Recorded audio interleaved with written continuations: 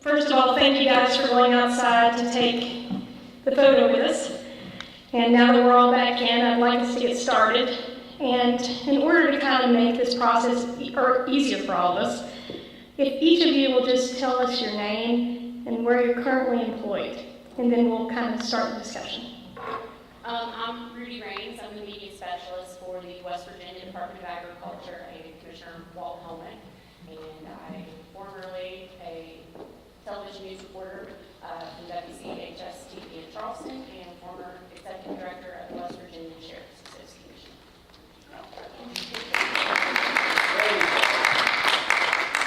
My name is Jason Brown. I'm currently an assistant professor at Austin State University. I make some movies and TV shows and stuff. My name is Emma Wilder. I'm employed at the Times West Virginia newspaper in town. I'm Chris Meadows. I'm the executive director of the New River Gateway Convention and Visitors Bureau, also adjunct at Concord, and I call football for Nicholas County on WKQB. My name is Keith Circle, and I am the executive assistant at the Princeton Mercer County Chamber of Commerce. My name is Cody Neff, and I'm a reporter for the Beckley Register Herald.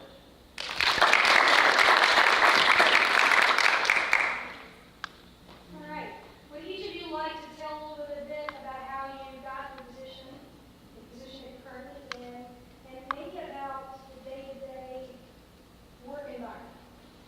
And Rudy will start with you. Your answer. What do I do?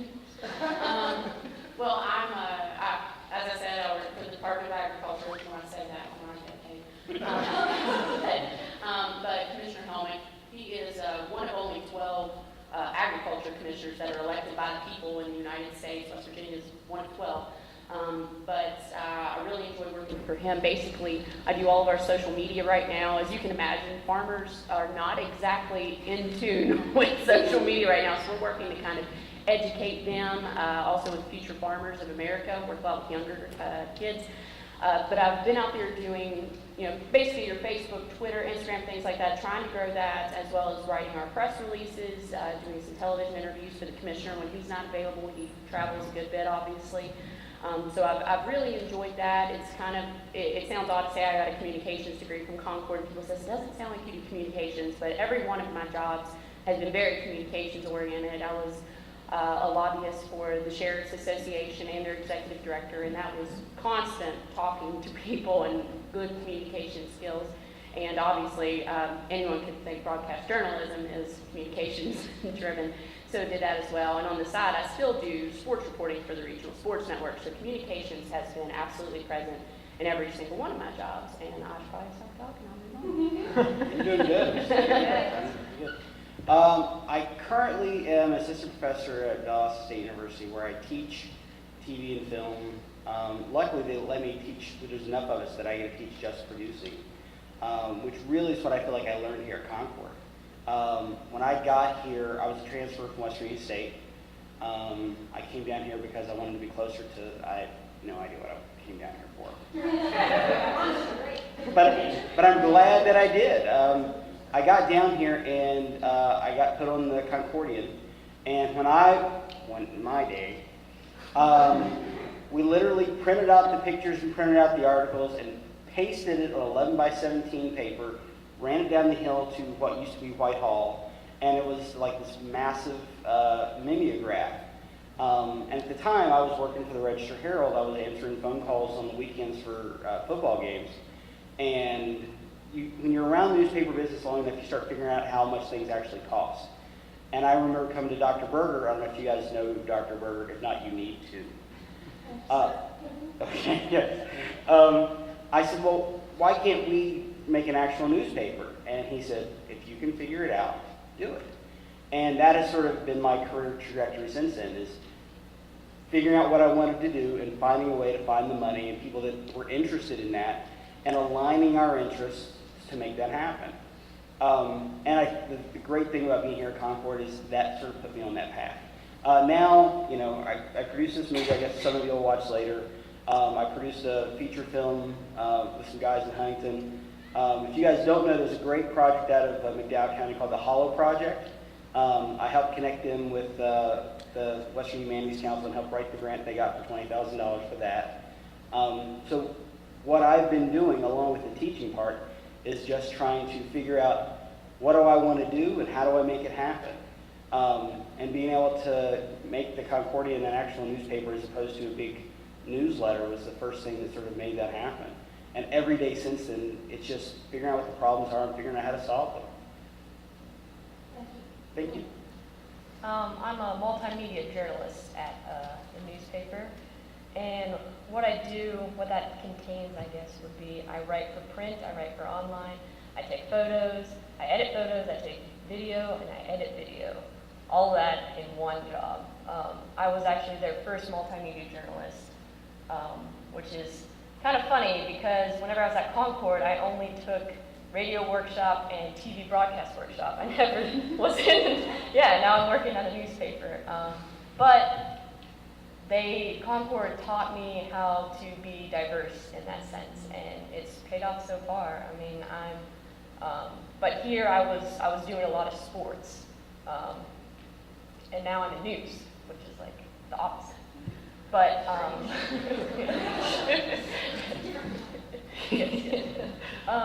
but what I mostly do is video.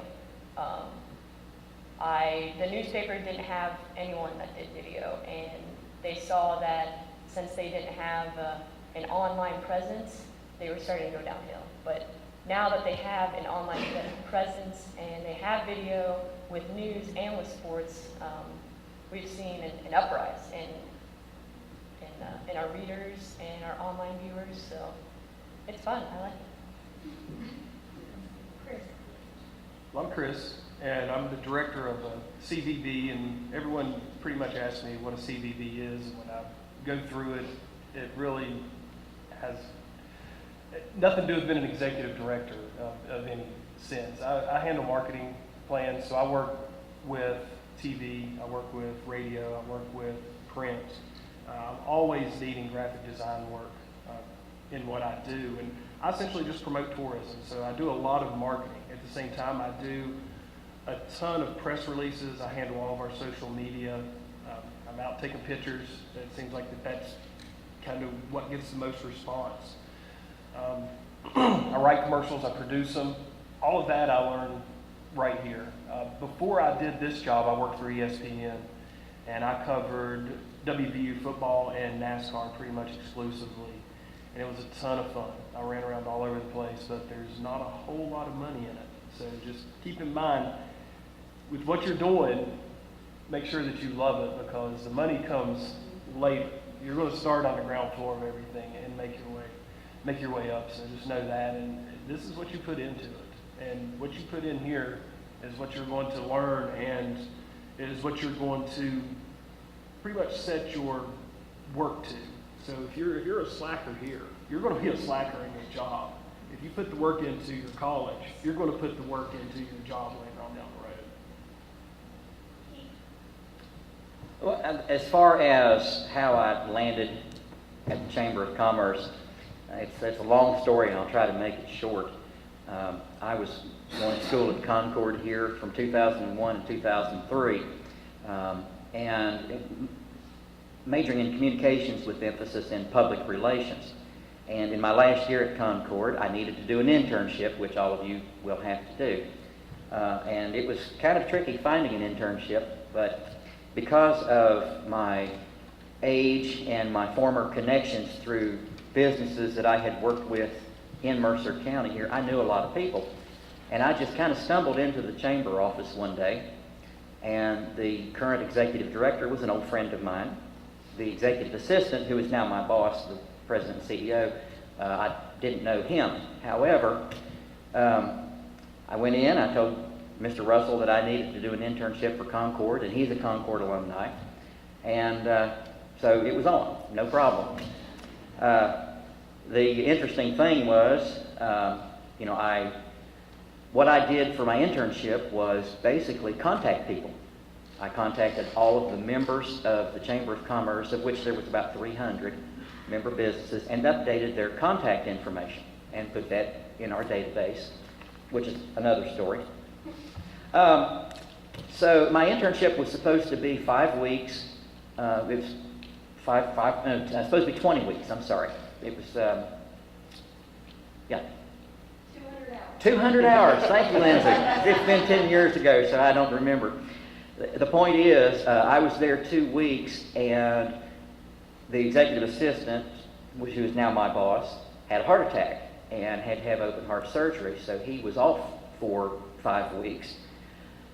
And because nobody else knew how to run the computers, because of what I learned at going to school here at Concord, I was able to jump right into his position and do his job. And because he was not there, I manned that office 5 days a week, and it cut my internship time in half, which was, I just loved that. But I had nothing else better to do in the summertime. But then when Robert came back to work, the executive director, Mr. Russell, went back into banking, which left a hole in the top spot of the chamber. And so Robert did that job while I did Robert's job. There was a lot of shuffling around, so they hired me part-time until I was to graduate in December, and then they put me on full-time in January of '04. So I basically fell into that job because of what I learned here at Concord, and to elude what was just said, work ethic. I can't stress work ethic enough. I don't want to take up too much of your time, but maybe you don't know what a Chamber of Commerce is or does, but it's the simplest way for me to explain it was the way I explained it to my brother, who's a carpenter. It's a union for businesses. Basically, the Chamber looks out for the economic development and welfare of the local community. Specifically, we're Mercer County. We're not a state agency, as many people think. We're not a part of the government, a political party, civic, or fraternal group. We basically are an association, an independent association of local businesses. Because of my communications studies here, I was able to fall into this job at the Chamber, and we use every form of communication there is, from print to broadcasting to website. I'm a little bit weak on social media because I'm old. And I'm a farmer. Sure, there's a farmer's only joke in there somewhere. Yeah, right. But what I can't, the only thing I can stress to you, the piece of advice I have for you, and I'm jumping ahead of myself, but what I have learned through the Chamber and having such a diverse public, which includes members, general public, legislators, of government officials of all kinds, is that everybody thinks differently. So let me leave you with one thought. People do not think what you think they think. Now digest that. My story isn't anywhere near as long as cool as everyone else's. You see, I graduated back in May, and then I put in an application, or I submitted a resume to the Register Herald, and then I spent 2 months laying around the house feeling sorry for myself because I didn't have a job. And then I got a call and I got the job. That was that simple. It was no meeting or anything. I went in for the interview. I got a call the next day, done. But the day-to-day for me is really cool. I'd be lying if I said I didn't think we worked in the greatest industry in the world. Because I've worked a lot of jobs. I've done everything from janitorial work to fast food, and it's all awful. It sucks. And be glad you were in college. And this is the first job I've ever had that is genuinely fun. I go to work and I'm like, I'm going to get to do all kinds of cool stuff today. And one of the things I quickly learned was you can't take yourself too seriously. If you take yourself too seriously, then you end up to a point where you slip up because you try to be this hard-nosed detective almost. There's too many people out there who are like, I got an email the other day that said, you suck at your job. How about you do some research instead of just reporting the facts? I was like, I'm a reporter, not Dick Tracy. Like, what are you doing? And I quickly realized that this is an industry where you're damned if you do and you're damned if you don't. You're always going to get the hate mail, so you might as well do it in a way that minimizes harm and tells the truth, and you have to have fun while doing it. I remember one day at the office, everyone was standing around, and a bunch of the reporters were like, I don't want to do it. I don't do it. So give it to Cody, he'll do it. It was a pet pageant.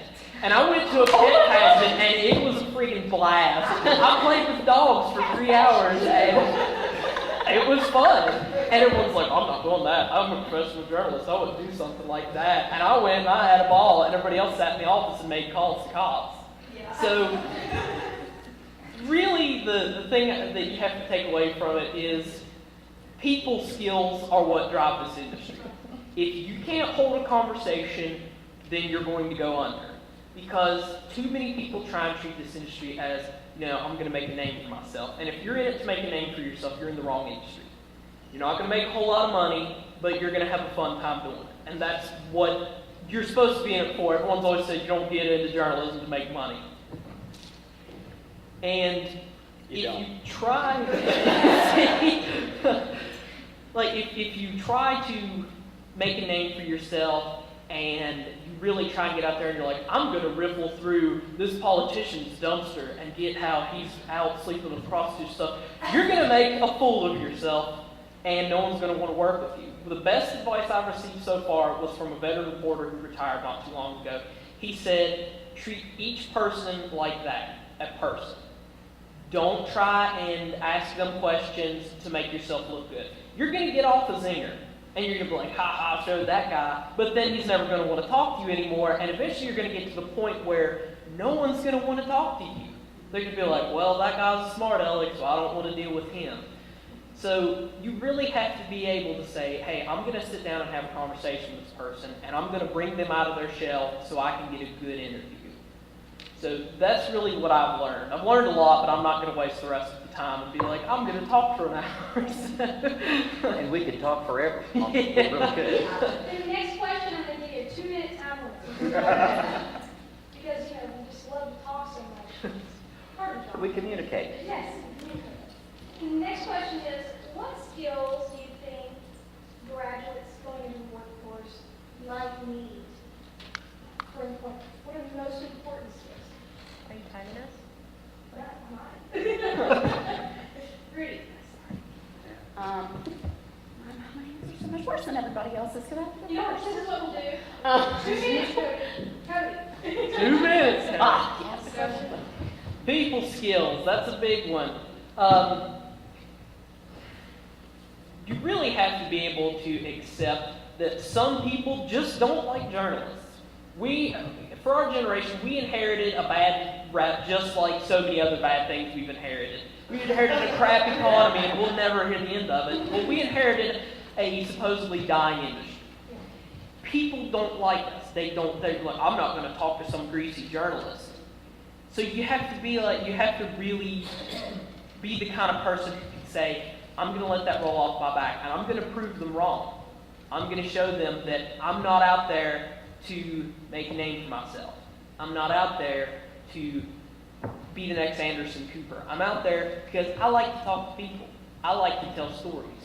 And that's really the biggest thing I can tell you is write a lot, read even more. If you don't read every day, then you need to start. I don't care if you're just reading articles on some blog. You have to read every day.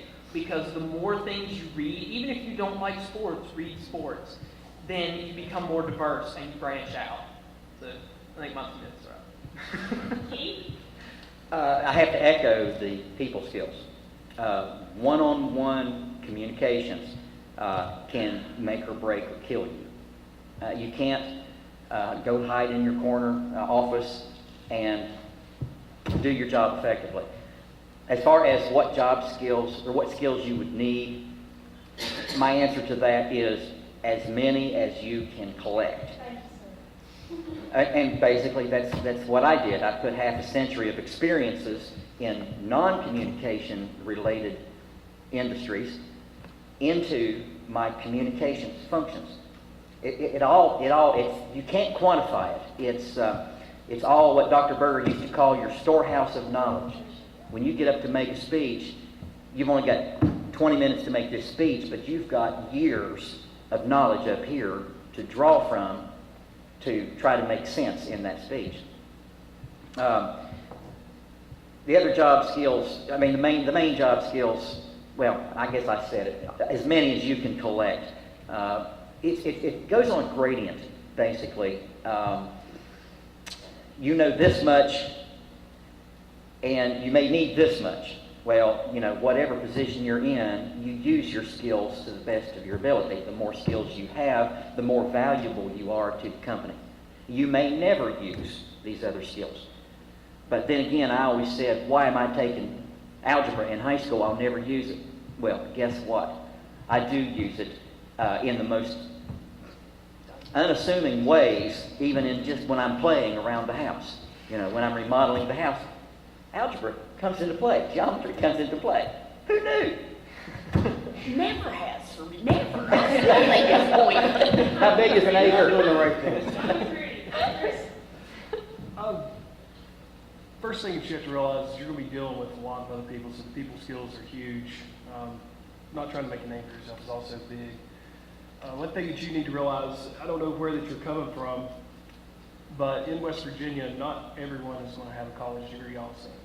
So kind of need to check your ego at the door and humble yourself a little bit, because experience that these people have doesn't trump your technical knowledge, but it needs to be respected. And I'll tell you, I walk into a place, my ego comes in about a minute or two before mine does. But I know that I've got to humble myself. You deal with board of directors, you're going to deal with other people, you'll deal with reporters who have egos as well. So you have to be able to sort of humble yourself and allow what you know to essentially, let your actions speak for your words, and try to just keep yourself as humble as possible and let yourself learn from people.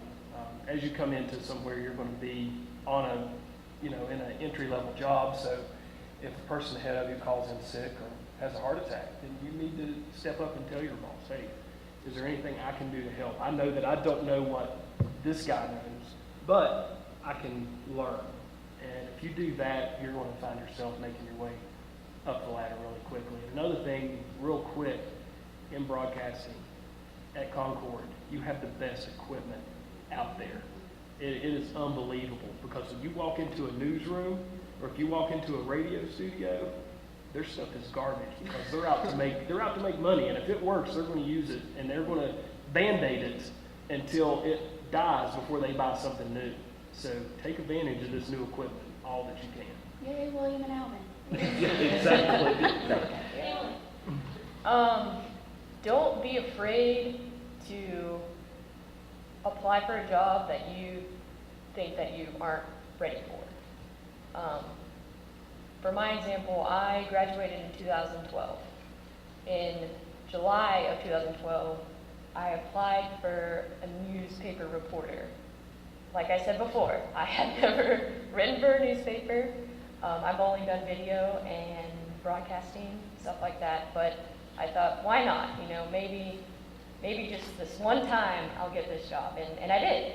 And I took my weakest point, which was writing, and the professors might be able to attest to that. But I was not good at writing. And in a course of a year, I have grown so much in writing that I actually won an Associated Press award for my writing. Coming in, I told them, I said, my weakest point is writing, but they said they would help me. So just keep an open mind, and if you have the opportunity to be in the newspaper workshop or another workshop that might not be what you think it is, do it. Just take it. If I could, I would have gone back and taken that newspaper workshop, but I can't. So. Oh, I want to congratulate her. What is the award?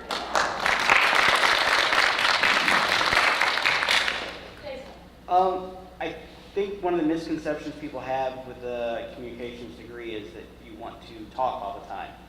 And what I want to sort of refer back to these people skills, learn to listen. Yes. Understanding communication, you should understand the importance of listening.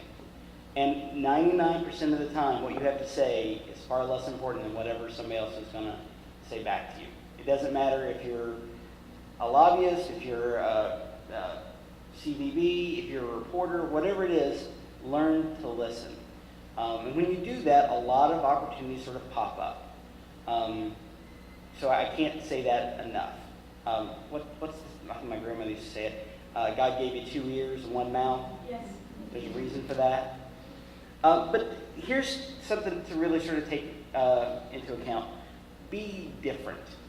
Okay? You're all communication arts students, right? Yes. Take something else. Have something that makes you you. Like I said, when I came to Concord, I was answering phones on the weekend at the Register Herald, and for whatever reason, I came up with the bright idea of writing down people's stats and then adding them up week after week so they could put them in the paper. And that was a revolutionary idea. And I ran into Teddy Painter. I don't know if Teddy Painter's still at the Daily Telegraph or not. But I ran into him in a booth at a ball game, and he said, "You're the guy that does the statistics.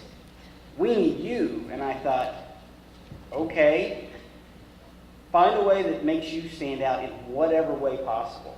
By the way, how many of you guys follow Rudy on the myriad of social media? No. No, I do. Oh, thanks. She does a great job. If that's the thing that makes you stand out, whatever your Twitter thing is that makes you stand out, and not because you took pictures of yourself at the last end or something, do that. Find a way to sort of separate yourself some way. Thank you. You're welcome. Jason's fun to follow too. With all his movie updates, I love it. My big thing, Jason was talking, I'm very active, especially now with social media than I even was in the past. And I'm sure all of you probably have Facebooks and Twitters, but my absolute ultimate advice, and I try to give it to teenagers in high school too, do not make that your personal diary. Do not, I understand you want to vent at times, and that is fine, and generic things are fine, but your sub-tweets and, oh God, I just wish I was dead today. When you look for future employment, before they even look at your resume, they look at your Twitter and your Facebook. You have got to be wise what you put out there. If you are posting your duck face selfies, whatever, do you, boo-boo, but it is not a wise thing to just put a bunch of pictures of yourself, talk about how you hate some girl, how you just wish your parents were dead, whatever it is. Be careful what you put out there, because in our society today, it sticks around forever. And I completely agree with people skills and being careful. You absolutely need to have empathy. I will attest to that too. When I was still a reporter and the UBB mine tragedy happened, I would go out there and people talk to me because I'm close to that region. I could talk to them personally. But we had people come in from St. Louis, Sawyer, lots of different people came in. But they would go knocking on people's doors at 2 in the morning and say, we want to talk to you. Would you want someone knocking on your door if your dad just died in a mining accident? You have to put yourself in people's positions. You have to get on their level and think, what would I be doing in this situation? So you just have to be very careful about that. So I say empathy and watch out for social media diaries. I'm sorry, I'm busy tweeting. Do you? Yes. It's a Kevin Hart reference. I love Kevin Hart.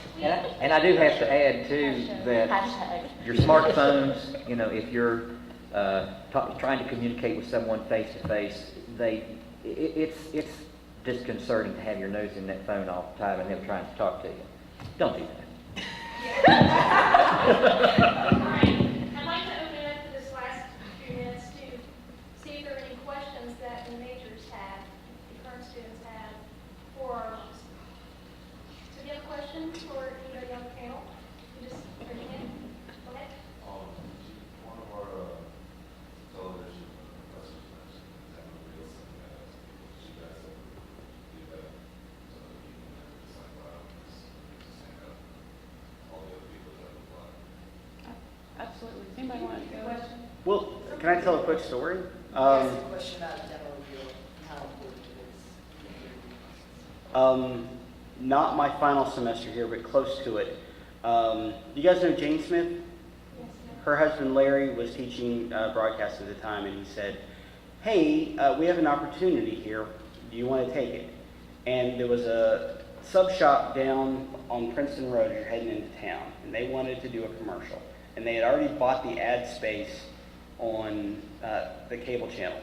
So I did this goofy little commercial on VHS tape, and they ran it. And the thing that made it stand out when I put it on my demo reel was, at the end of the spot, it pops up ESPN Thursday Night Football.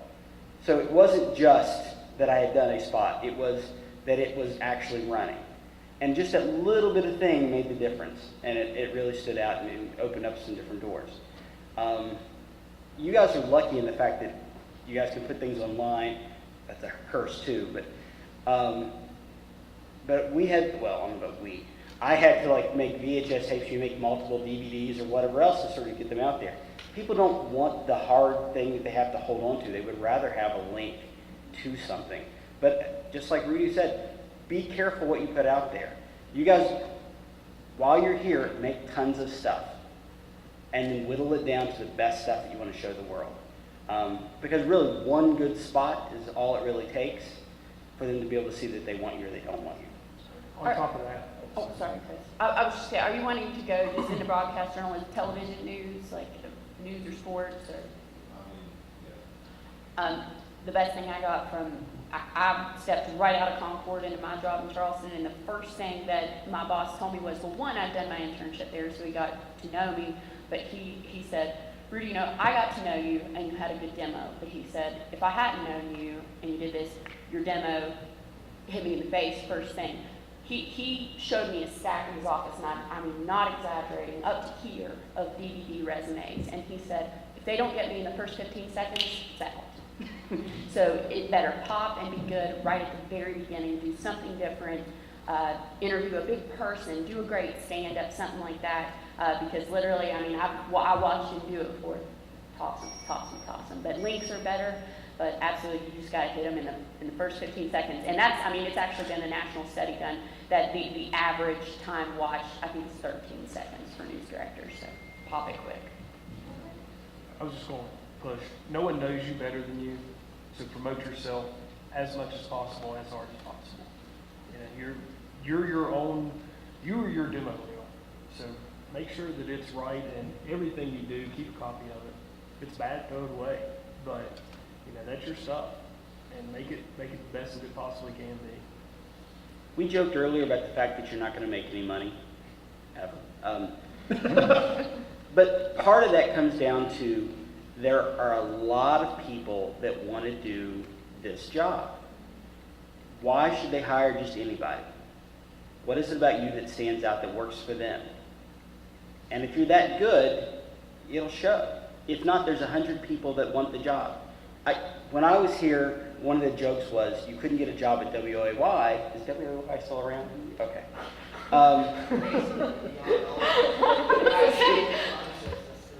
The anchors and the weekend people were always somebody from New York or Cleveland or somewhere else. Because to get a starting job, that's where people from big markets had to come to. They came to Oak Hill, West Virginia. So what does somebody from Oak Hill, West Virginia do? You have to be not just good, you have to be better, and you have to stand out. Because we're in such a global situation that people will come to wherever to work. So you're not just trying to get on at VVA because you're 20 minutes away. There's a lot of people that want those jobs. Okay. Other questions? We have time for a couple more. Really, guys? Really?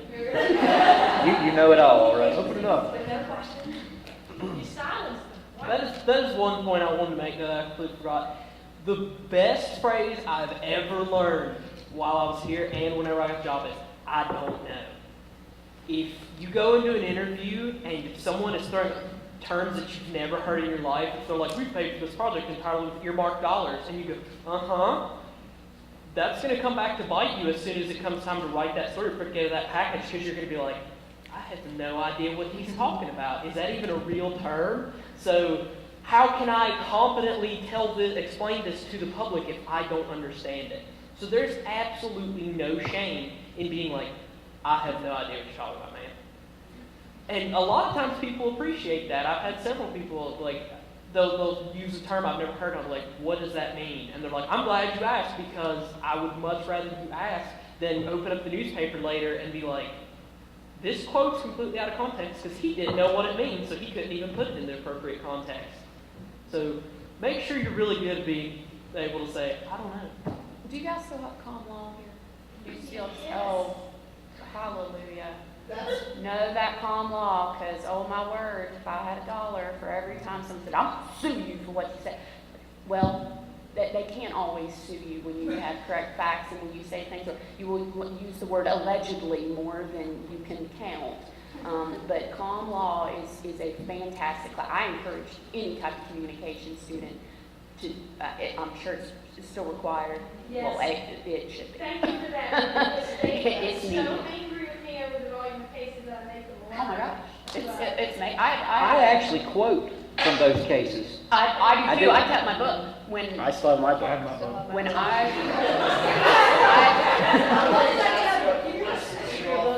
oh my Stand god. out the courses and you're like, oh yeah, that's the one. I'll throw that one. I took an interpersonal communications class from Dr. Williams. I got a D in it.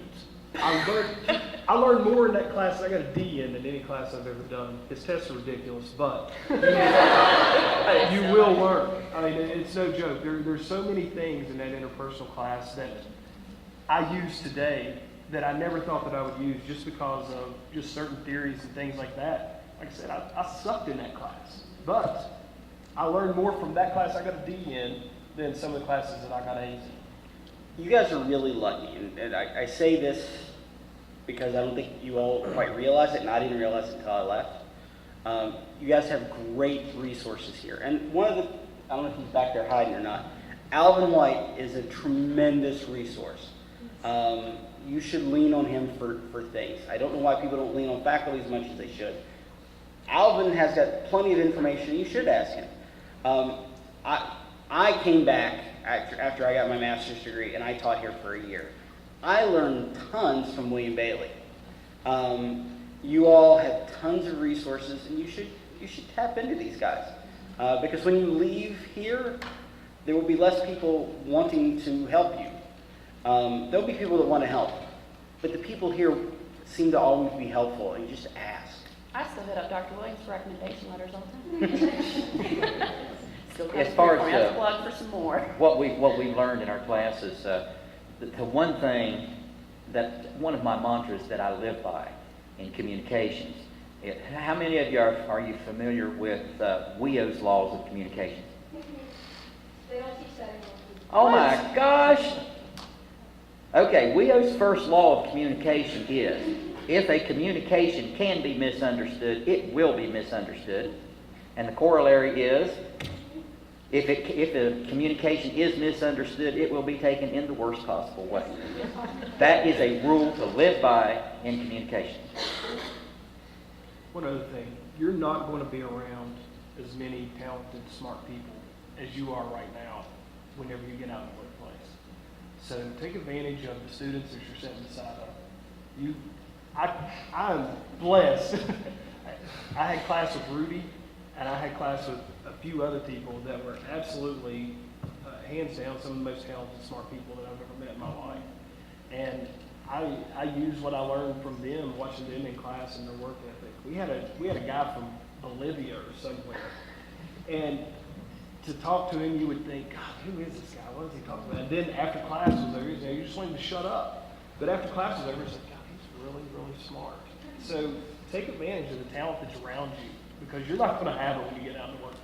Well, to expound on that, whatever job that you do land in the field of communications, that's going to be your job, because you have the expertise in that. The people doing other jobs in the company that you're working for don't have the background that you're going to have in communications.